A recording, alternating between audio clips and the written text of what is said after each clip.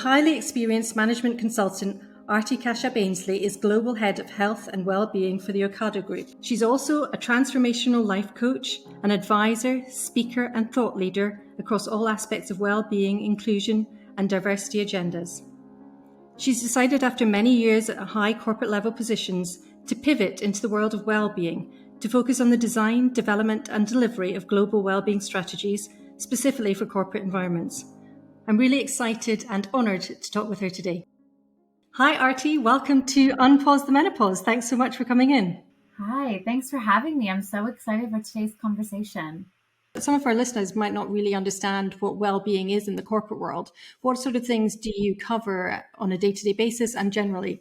Yeah, I mean, it's very varied. And I'd say the structure looks different in every organization because well-being will sit in different places. No day-to-day looks the same. I know that's super frustrating because that does not answer the question. But generally, the things that I'm looking after are things like response to business change and what that means for our people and how we support them. So that could be things like, reorganizations. That could be things like external situations like COVID, war on Ukraine, like all of the things that impact us as an organization and how we're then being reactive to that. The next is sort of the proactive side of stuff, which is looking at in the day-to-day, how do we support our people?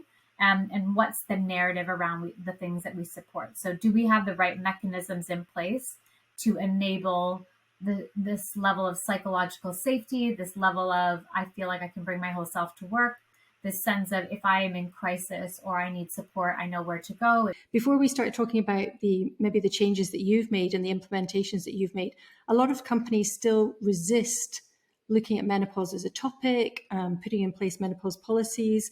They're still kind of brushing it under the carpet. Why do you think that is?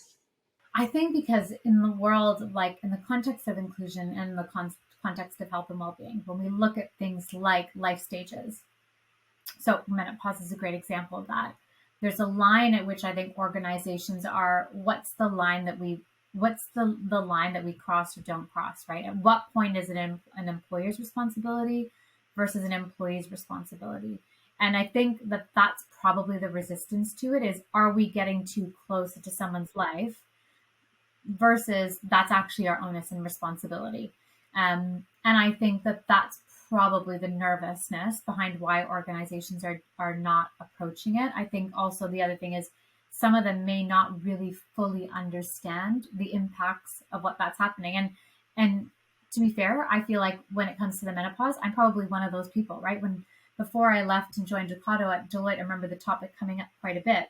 And we were working with a demographic of individuals that, mainly millennials, mainly Gen Zs, like that was sort of your average age. And senior partners were senior partners. And so for me, I was sort of like, it's not relevant because we need to be focusing on this age group instead. And I kind of just brushed under the cover. And it wasn't until I watched a TED Talk, and it must have been just early in starting at Ocado, that was really about why we need to be looking at it and understanding the enormity of the circumstance and what that means for senior women and the lack of visibility of senior women at the table, that I started to be like, oh, okay, now I understand it. And I think that some of that ignorance is probably also what still exists in businesses where they're just like, I just don't get it. And I think they also don't necessarily understand the severity of it, right? Like, and we'll come in to talk about some of the work that we've done at Ocado, but I've never in my life, the amount that I've learned over the last year is like, I didn't even know all the different permutations that exist. And that the fact that actually you could very easily be in your early 20s going through menopause, and not really, knowing it, or you could have been surgically put into it, or you could be taking other hormone therapy that results in it. So like, it's just very eye-opening. And it's amazing to see how much the conversation has taken off. Yeah, and we want retention of these women in the workforce as well. They're often the most skilled women, the most experienced. And I think the statistic about them being 1 in 4 think about leaving is just terrifying, because it tends to be once you've reached the more senior or more experienced levels that it hits. And now looking specifically at Ocado and your experience that you've had there, how are people able to talk about it? Are they welcome? Are they do they feel empowered to talk about menopause with you? Do you think it's still a bit of a taboo subject? Is there still a stigma around talking about it? Because I think a lot of men feel that it's not something that they're able to broach the subject. And you're saying that's why maybe some companies resist it. And I think some men still are a bit embarrassed to talk about menopause.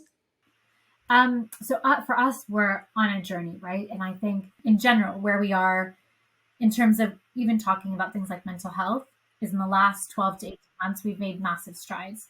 And I think menopause is one of those things where basically a year ago, we were able to at least open up the conversation. We are in the process of determining what our policy is going to be and what our approach is going to be. But we've spent the last sort of 8 to 9 months creating working parties in the business to understand what experience looks and feels like from a menopause perspective so that we can create and develop a policy and interventions that actually make sense for the people in our business. And I think in just having a bit of that, people have started to feel super open. But equally through that process, I've found that we've lost people because of it, because people have felt like they couldn't talk about it. And then once they came out, they were like, oh my gosh, I didn't realize I could talk about it. And so I think people are starting to feel comfortable. Are we 100% of the way there? No. But are we on a journey to hopefully get there? Yeah, I think so. But I just think it's going to take time to get there. And but I do think the organization is very committed to making sure that we are opening up that conversation. There's so much at home working now. Do you think that helps women with menopause, that hybrid model of being able to come into the office when you choose to? I think based on the experiences that I've had with those I've interacted with, absolutely. I think in things that people get to be in the comfort of their own home, if they're having a hot flash, if they need some space, they just are in a space that is more comfortable to them, and they can maneuver things a lot easier. They're not dependent on, what the central temperature in a building is. They're not reliant on, can I get to the bathroom fast enough? They're not reliant on all of these things. They're actually in the security and safety of their own walls. And so I think in some capacity, it does definitely help quite a bit. But I think I counter that as I say that, because I think if you think about some of the mental aspects of menopause, if you balance that with some of the things like the anxiety, the second guessing, it might become a detriment, because actually when you're at home working, you're isolated. Are you around the people where you might need to get some of that surety and reassurance? No. So, in some ways, I totally counteract the original way I respond to the question, but in so many ways, it's almost like a 50-50. I think in some cases, it's going to work really well for some women. I think others not, because everyone's experience is going to be different and what they need is going to be different. You're so well informed. It's really lovely to hear. Really lovely. Now, you do all this as Global Head of Wellbeing at Ocado, but you're also, I don't know how you're finding the time, you're a Transformational Life Coach. How do you find the time, first of all, and what does that involve? Has looked very varied in terms of who I've worked with and what those circumstances have looked like. Career transitions, life transitions. I think I get the most out of working with anyone that's going through a transition of some sort, because that's usually on the brink of something's changing, I need to change, or I need to evolve. And that's such a beautiful process to watch. And you get a real buzz out of it as well. I love it. I love knowing that, next week I'm going to see one of my older coaching clients that I worked with, I don't know, 5-6 years ago. And, when I met her, she had just quit her corporate job to start her own business in the health and wellbeing arena. And at that point, she said what she really wanted was to go in-house. And in that process, she started a business, made it successful, sold it, and then gone back in-house. And to see that whole transition, it's incredible over the 5-6 years, and to hold someone's hand through that it's amazing. So I get such a buzz out of it, because it's this sense of, I live by the words of, I want to leave the world a better place than it was. And so every day it's like, how have I made the world a little bit better today? And in some ways, when I'm working with a client, that's exactly it. Like, how can I positively impact or influence someone's life today? It doesn't take away from the fact that some of the sessions that you're having are really emotional, really hard to face into. People have to go through that growth, but seeing them out the other end and witnessing that change and evolution, it's amazing. I definitely get a kick out of it. I really live by it. I'm interested to hear I don't know if it's speeches you've given or things you've been involved, people you've heard speak. Who has been perhaps the most impactful in your life, or who have you really taken advice from, who you've listened to? I mean, I feel like I've taken advice from so many people. I'm not sure. I'm trying to think of. There's a couple of speakers I've definitely seen. I guess the most recent was actually, and very relevant to the topic and what we're covering today, is actually saw Davina McCall this week live at a breakfast. Yeah, at a breakfast on menopause. And I found her absolutely incredible. Her and I had a big conversation about the andropause, which is the male version of the menopause. And we were talking a little bit about that. So, like, it just felt like someone I had known for a long time, but it's also the person that you can come home and see on the telly. So it just very different dynamic. Now, I'm interested about the andropause. What did she say about that? Because that's a topic that it doesn't get any recognition really at all. And it's something that, in my experience, is very real. So I actually approached her on it because I guess my view is very similar to yours, right? So I work in an organization that is definitely more male dominant. I also work in an industry in health and well-being where all the statistics will show that men are the ones that struggle the most when it comes to things like their mental health and their physical health. They're least likely to seek support from a doctor and they don't find it until sort of the last moment. They are least likely to have that sense of connection and not to say belonging, but relationships, because as they get older, those relationships tend to fall. And then they have this added on top of it. And it's interesting because we don't get enough airtime for it, right? And I always tell the story that in my personal life, I am an ethnic minority female. And so in many cases, everything that could be on my mind as I'm growing as a female is pretty much on the top of the agenda for every organization.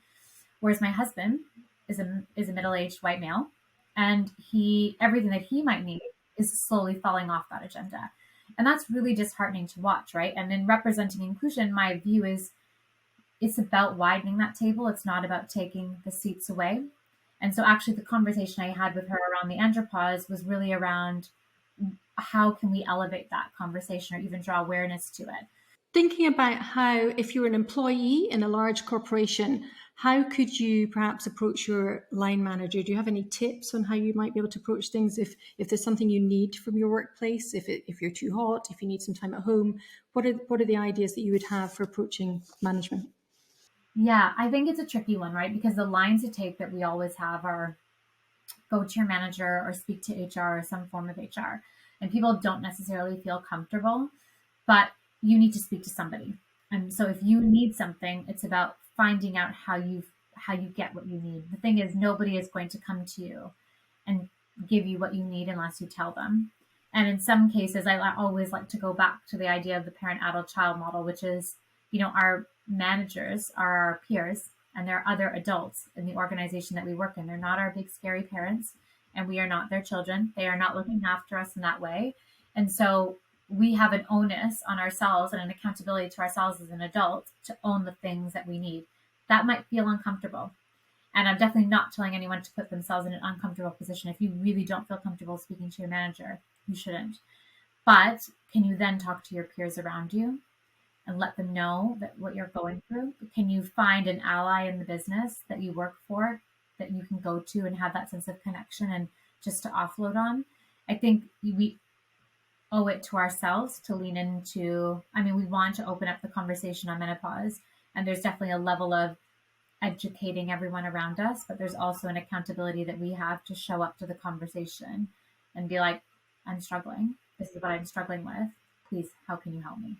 And conversely, what about if you're leading a business or if you've got a growing team and you want to be open and honest about menopause, what steps can you take? I think there's this level of, as a leader, your onus is to own into what you're experiencing, be authentic and open with your teams, because then you can then create the psychological safety that they need to be able to do the same for you.